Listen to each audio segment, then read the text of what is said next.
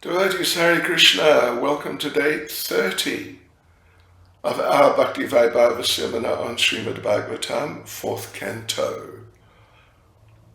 Yes, and we are in the 12th chapter of the 4th Canto, which is titled Dhruva Maharaj Goes Back to Godhead and Devotees.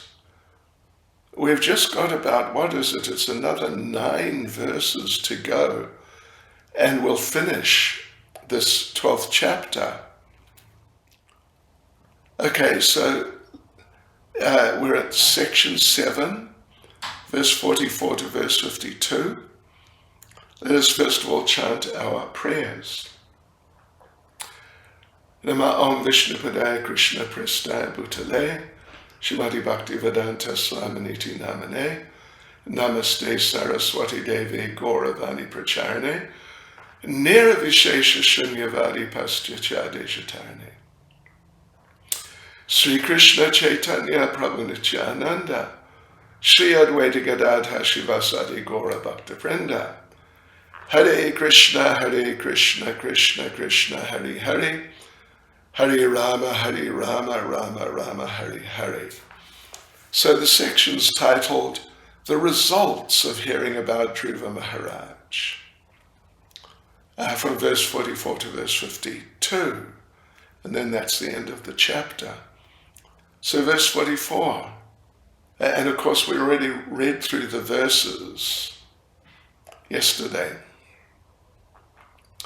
The great sage Maitreya continued, My dear Vidura, whatever you've asked from me about the great reputation and character of Dhruva Maharaj, I've explained to you in all detail. Great saintly persons and devotees very much like to hear about Dhruva Maharaj. Right, okay, so, first of all, Prabhupada says that Srimad Bhagavatam means everything in relation to the Supreme Lord. Either his pastimes, his character, his reputation, the reputation and activities of the devotees, they're all one and the same. The neophytes try to understand his pastimes, but they're not very interested in hearing of the activities of his devotees. Yes, but real devotees do not think like this, and should not think like this. Though we want to just hear about the Lord, and the devotees, not important. No, we should not think like this. Sometimes the less intelligent try to hear about the rasa dance, and they don't care about other parts of Srimad Bhagavatam, like the creation, the universal form, and varnashram, all these types of things. So those people avoid other parts. And professional reciters often go straight to the rasa dance as if the other parts were useless. It's not the way to do things, and if people are going to do like that, they're not really going to get the benefit which is available. And it's not approved by the acharyas. So actually a sincere devotee should read every chapter and every word of Srimad Bhagavatam, because it's the ripened fruit of all Vedic literature. So devotees, Prabhupada said, should not avoid one word of the Bhagavatam. Not avoid one word. So Srila Prabhupada concludes the purport by saying, the great sage Maitreya therefore affirmed herein that the Bhagavatam is samatam satam, approved by great devotees. Verse 45, by hearing the narration of Dhruva Maharaj, one can fulfill desires for wealth, reputation, and increased duration of life. It is so auspicious that one can even go to a heavenly planet or attain Dhruva Loka, which was achieved by Dhruva Maharaj just by hearing about him. The demigods also become pleased because this narration is so glorious and it is so powerful that it can counteract all the results of one's sinful actions. Right, so let's go through the purport. It's not such a big purport. So Prabhupada begins the purport by making the point that there are different types of people in this world, and they're not all pure devotees. Some are karmis. They want to acquire wealth and sense gratification. And then there are people who just want reputation. Some people, some of them desire to go to the heavenly planets or even to go to Dhruva Loka itself. And others want to please the demigods to get material profits. So these are all karmis of different types. So Maitreya says here that they can all get what they desire by hearing about Dhruva. So it's recommended then. It's recommended for the devotees who are akama, they have no material desires. For the karmis who are sarvakama, they have all material desires. And for the jnanis who are mokshakama, they want to be liberated. They should all worship the Lord to acquire their desired goals of life. Similarly, if anyone hears about the activities of the Lord's devotee, he can achieve the same result. So in that sense, there's no difference between the activities and character of the Lord and those of the pure devotees.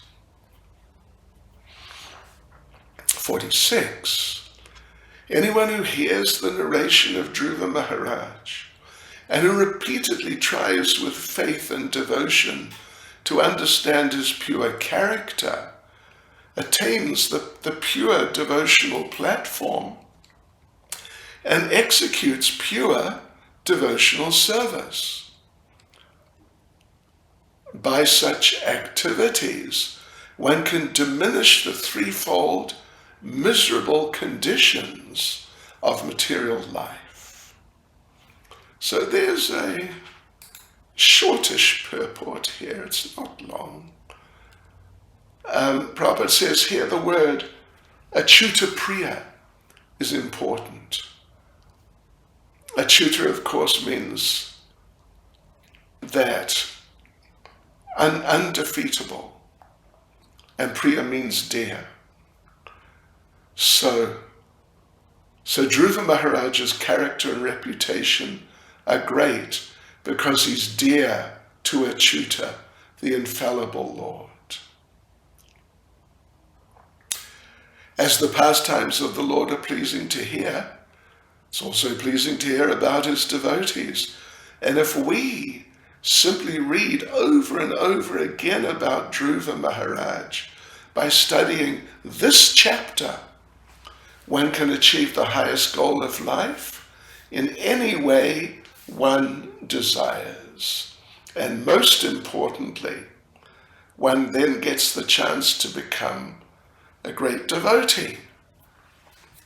Becoming a great devotee, Prabhupada says, means to finish all miserable conditions of material life. Verse 47, anyone who hears this narration of Dhruva Maharaj acquires exalted qualities like him. For anyone who desires greatness, prowess, or influence, here is the process by which to acquire them. And for thoughtful men who want adoration, Here's the proper means. Just hearing about Dhruva Maharaj.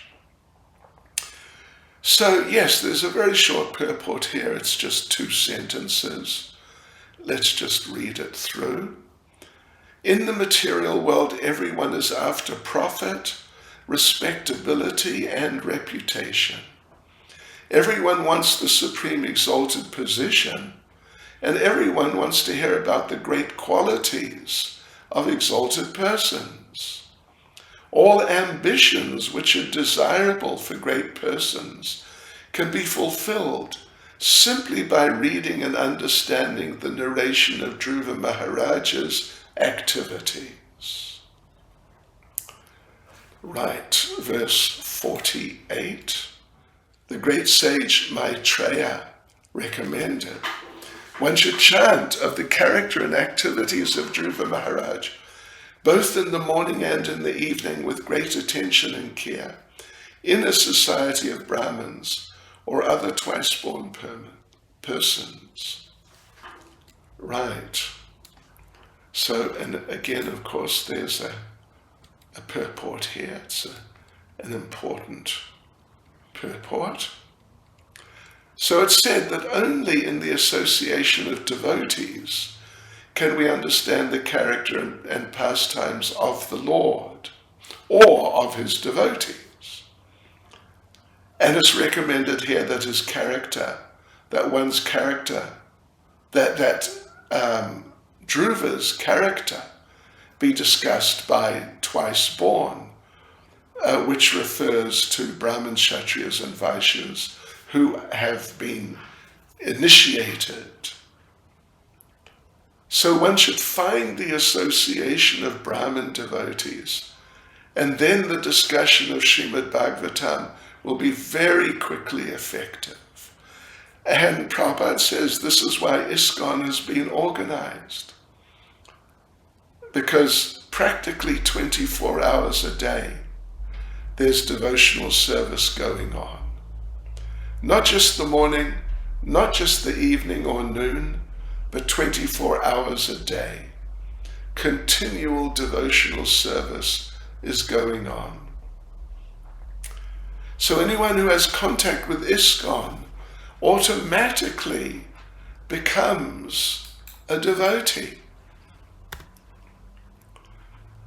And we have experienced many Karamis and others come to ISKCON and find a nice atmosphere.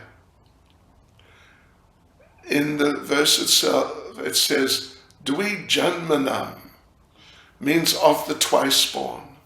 So anyone can join ISKCON and become initiated and become twice-born. As recommended, the process as recommended by Sanatana Goswami, the process of initiation and training raises anyone to the level of being twice born. Sanatana Goswami, said just like metal can be changed to gold by an alchemical process, so a non-devotee can be trained to become a pure devotee just through being initiated properly. So the first birth is by the parents, second by the spiritual master or spiritual father and Vedic knowledge. But otherwise, it's not possible by academic knowledge to understand these things.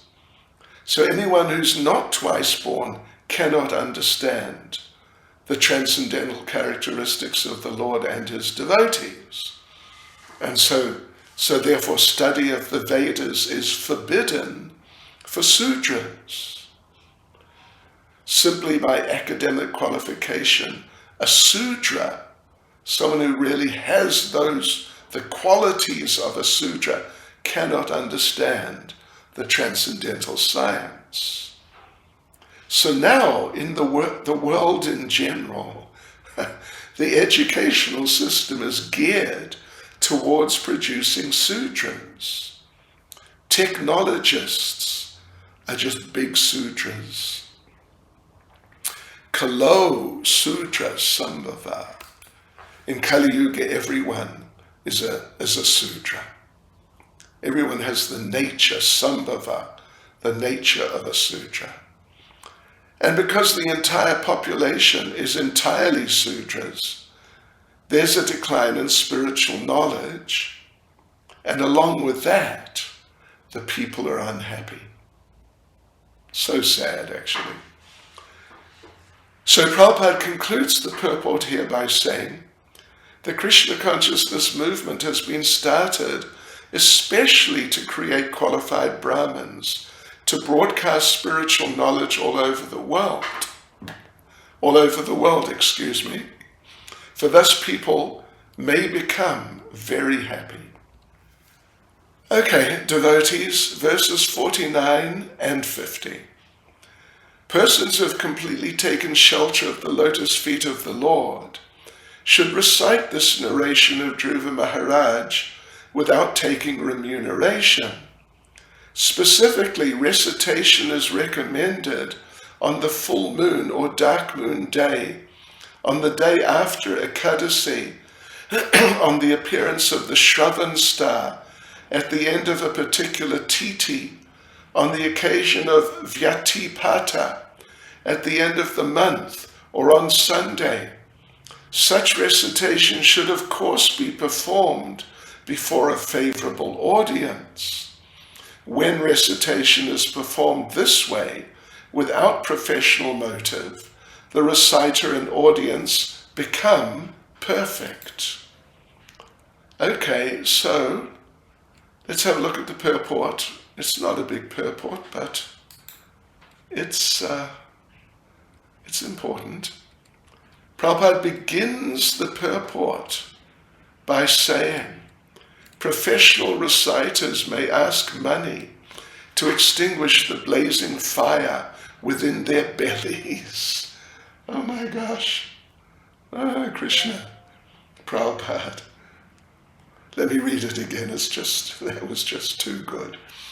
Professional reciters may ask money to extinguish the blazing fire within their bellies, but they cannot make any spiritual improvement or become perfect.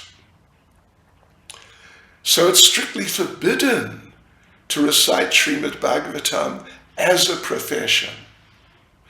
Only one who's completely surrendered at the lotus feet of the Lord, depending on him for maintenance for himself and or his family, can become perfect by reciting Srimad Bhagavatam. And of course we should note, depending on the Lord for maintenance for himself and or his family,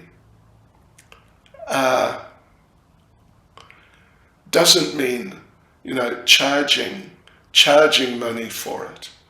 But if people want to just of their own accord donate something, that may be acceptable. So the process is summarized as follows. The audience must faithfully receive the message, and the reciter must depend on the Lord completely. Bhagavatam recitation must not be a business. If it's done properly, then not only does the reciter achieve perfect satisfaction, but the Lord is also satisfied with the reciter and the audience. So both are liberated simply by the hearing process. 51. The narration of Dhruva Maharaj is sublime knowledge for the attainment of immortality. Persons unaware of the absolute truth can be led to the path of truth.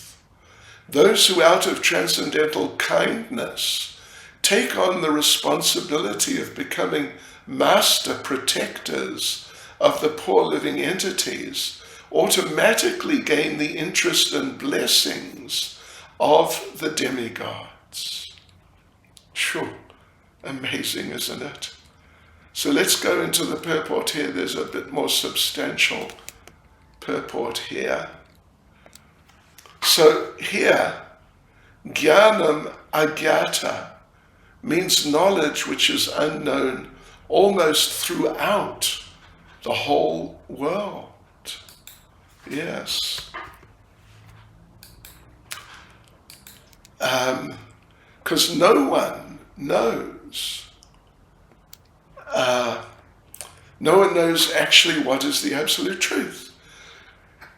The materialists are proud of their advancement in education, philosophical speculation, and scientific knowledge, but not one of them knows what is the absolute truth. So Maitreya, great sage Maitreya, therefore he's recommending preaching the Bhagavatam throughout the world to enlighten people of the absolute truth. Srila Vyasadeva compiled it because people are unaware of the absolute truth. And in the beginning of the Bhagavatam says, Vyas compiled it to stop the ignorance of the mass of people. So generally, even though people are interested in understanding truth, some people to some degree, they take to speculating and come to the conclusion that the absolute truth is the impersonal Brahman. They come to some conclusion which is some conception, some impersonal conception, as if that's the absolute truth. And very few know the Supreme Personality of Godhead. And we go on to the second paragraph, and actually the recitation of the Bhagavatam is meant to enlighten people about the absolute truth, the personality of Godhead. So in a sense, there's no fundamental difference between Brahman, Paramatma, and Bhagavan. But still, real immortality cannot be reached unless one comes to the stage of the Supreme Person, Bhagavan, in other words. So devotional service, which leads to association with the Lord, is actual immortality. And therefore pure devotees, out of compassion, distribute Bhagavat knowledge all over the world. And such a kind devotee is called Dina Nath, the protector of the ignorant people. And Lord Krishna is also Dina Nath, or Dina Bandhu, the master or the friend of the poor, suffering living entities. So the Dinanath devotees, or Krishna, who preach devotional service, they become the favorites of the demigods. Okay, so generally people want to worship the demigods, especially Lord Shiva, to get material benefits. But pure devotees who are preaching the principles of devotional service, the pure devotee who's preaching the principles of devotional service doesn't worship the demigods separately. May offer respect, because generally they're devotees, but doesn't worship them separately, like focus on them. The demigods are automatically pleased with such a devotee and give him all their blessings. So Srila Prabhupada concludes the purport by saying, as by watering the root of a tree, the leaves and branches are automatically watered, so by executing pure devotional service to the Lord, the branches, twigs, and leaves of the Lord, known as demigods, are automatically pleased with the devotee, and they offer all benedictions. So, verse 52, which is the last verse of the chapter. The transcendental activities of Dhruva Maharaj are well known all over the world, and they are very pure. In childhood, Dhruva Maharaj rejected all kinds of toys and playthings, left the protection of his mother, and seriously took shelter of the Supreme Personality of Godhead, Vishnu. My dear Vidura, I therefore conclude this narration, for I've described to you all its details. That's Maitreya speaking to Vidura. And there's just a very short little purport here just to conclude things. Yeah. Chanakya Pandit says life is short for everyone. But if one acts properly, then one's reputation will remain for a generation or even more. As the Lord's reputation is everlasting, so is the devotees. Can be everlasting, what to speak of remaining for a generation. So in describing Dhruva's activities, two particular words have been used. One is Vikhyata, very famous, and the other is Vishuddha, transcendental. So Srila Prabhupada concludes the purport and the chapter by saying, Dhruva Maharaj is leaving home at a tender age and taking shelter of the Supreme Personality of Godhead in the forest is a unique example in this world. So there you go, devotees. We've finished chapter 12 of the 4th canto. There are 31 chapters, so, we're making progress. Srila Prabhupada ki jai.